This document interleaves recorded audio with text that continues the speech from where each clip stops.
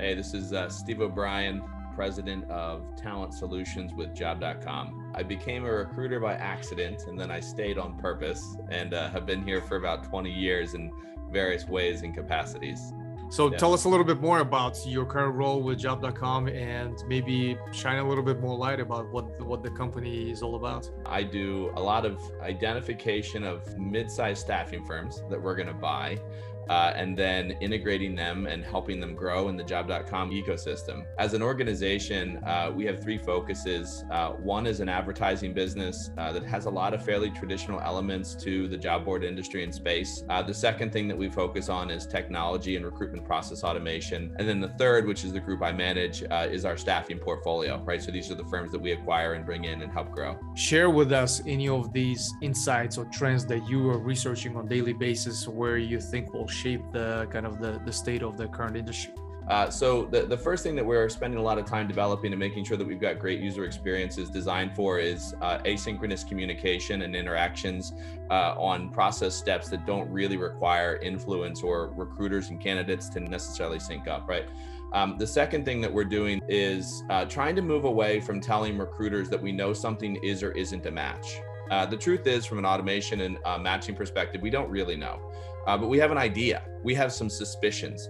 And so a lot of the user experience that we're designing for recruiters is more in the direction of suggestion and interaction as opposed to declaration. And then the third thing that I think is unique to Job.com is we're building a lot of data visualizations into the way that recruiters consume data and the interface within our automation software. Job.com data visualization tools help you take those memory fragments and actually uncover the conversation and the candidate, but to do it naturally and rapidly as opposed to having to go like rifling through your email. Share with us, what are some of the trends that you're observing in the companies as you analyze? How are they adapting to the current conditions? And what are some of the things that more successful staffing companies are doing that really allows them to stay ahead of the curve? So my dad's worked for the same company for, 115 years, right? I mean, he's an old man, he's had a great career. But I mean, he's worked for one company his whole life, and his recommendation to me when I was younger was, go find a Packard Bell, right? Go find an AT&T and, just like get stuck in and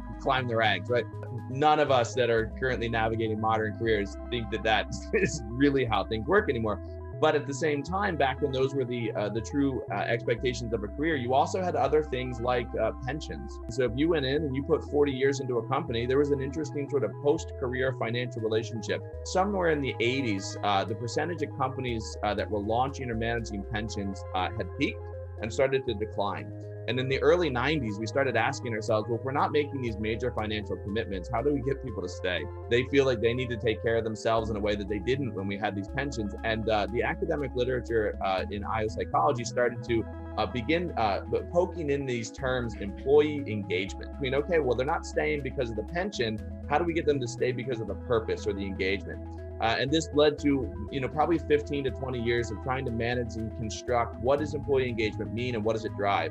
Well, one of the things that it drives is discretionary effort. And that's a pretty stable outcome of research within employee engagement is engaged employees work harder and are more willing to give extra time and effort, right? With discretionary effort also, ironically, comes increased expectation.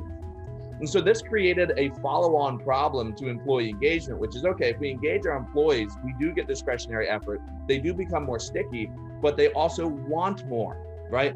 Which leads to some of the modern trends in retention that I think are super interesting is looking at retention as career management and mobility. How am I going to navigate my career and the balance between my concrete contributions and my curiosities and desire to explore?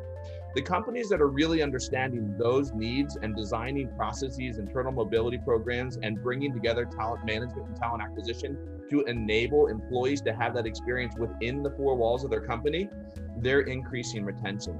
There's a lot of value when you figure that out as well. Average tenure within a company, if you're under the age of 35, is under 2 years, right?